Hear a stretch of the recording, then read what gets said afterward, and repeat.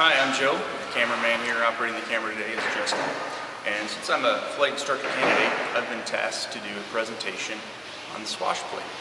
So what I'm going to talk about today is I'm going to talk about the actual purpose of the swash plate. I'm going to talk about the elements of the swash plate. And I'm going to give a demonstration as to how the swash plate actually works. I'll show you how the collective effects of the swash plate and the cyclic as well. Then lastly, I'll talk about pre-flight inspection and some things you should look for during the pre-flight inspection related to the swash plate. So if you can move over here, I'll point out some of the nomenclature related to the swash plate here. So here we have your basic Robinson R22 main rotor system. This here is the stationary swash plate. Rotating swash plate sits up on top.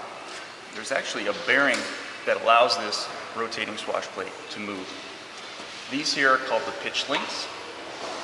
This here is called the pitch horn. And this is what actually changes the pitch of the blades through the control rods, which from the collective and the cyclic input actually manipulate that. So the purpose of the actual swash plate is to transmit the inputs from the pilot via the collective and the cyclic to the main rotor system. Now the two elements of the swash plate are obviously the stationary swash plate and the rotating swash plate. So at this point, I'd like to kind of come down and I'm going to move the collective here. And what the collective does is it changes the blade angle collectively, simultaneously, or equally. So as you can see, I'm going to neutralize the cyclic here so we can keep the swash plate kind of level. And then I'm going to raise the collective. So here we go. Raise the collective. So as you can see both pitch links attached to the pitch horns that are changing the angle of attack, or I should say the blade pitch angle, evenly, simultaneously. So that's the collective input. Now, cyclic is a little more complex.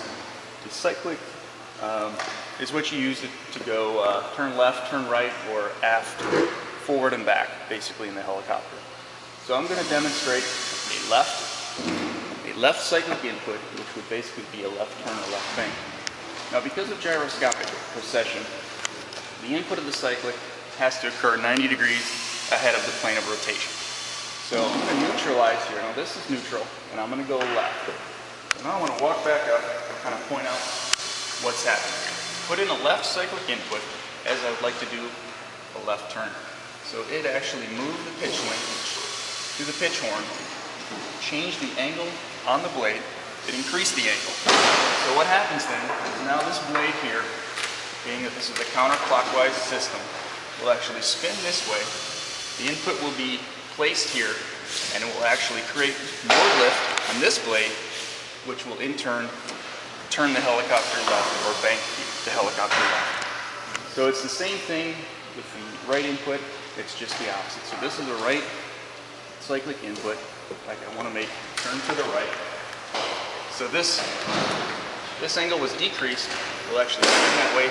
It will be placed 90 degrees over here, and it will actually create more lift on the left side, thus banking the aircraft to the right. So lastly today, I'd like to talk a little bit about your pre-flight inspection. This is the R22 checklist, and there's a few things on here that it talks about, and I'll just read them here and then I'll point them out. It talks about the blade grip. We want to make sure the condition is good and all bolts are tight. Make sure there's no leaks on the blade boots. The pitch link safety wires, definitely got to make sure that's secure. And we want to check all connections. So I'll back up here. Part of the pre-flight inspection, you want to make sure there's not a lot of loose play in this bearing surface right here. So you just kind of take this, you want to hear a little bit of noise, a little bit of movement, but not too much movement at all. Now all the control rods, we have to check all these jam nuts, all the control rods, they need to be secure. No cracks. Pitch links, all have to be safety wired. There's two obviously. You want to check these. Also what they call the Jesus nut. Definitely got to check this here, this nut right here, and make sure that one of them definitely is the cotter pin. So you want to check both sides and make sure there's no leaks here at the boots. There's oil in this housing here. Then we'll step back down here after you've thoroughly inspected the main rotor. Come down here because this one is a R22, doesn't have an aux tank. So we can actually see quite a bit in here. And what we want to look for in here is all the connections as well. We want to make sure all these connections are all tight, secure, they all have nuts. One important thing is the paint strip. We want to make sure that those are where they originally were placed and they're not moved. You can see if torque takes place, that these will be shifted and off, and that's something we definitely want to check for. So I'm going to just show the movement again of the controls. So once this is open, we can look in here as well. And this is the collective input. You can make sure that these all simultaneously move together and they move freely. Same with the cyclic. You want to make sure everything moves freely. No hang-ups. So today, we've talked about the nomenclature, purpose of the swash plate. We've also talked about, showed actually how the inputs affect the swash plate, and we've talked about what you should look for in the R22. So I hope this was helpful, and I hope you learned something today. Thank you.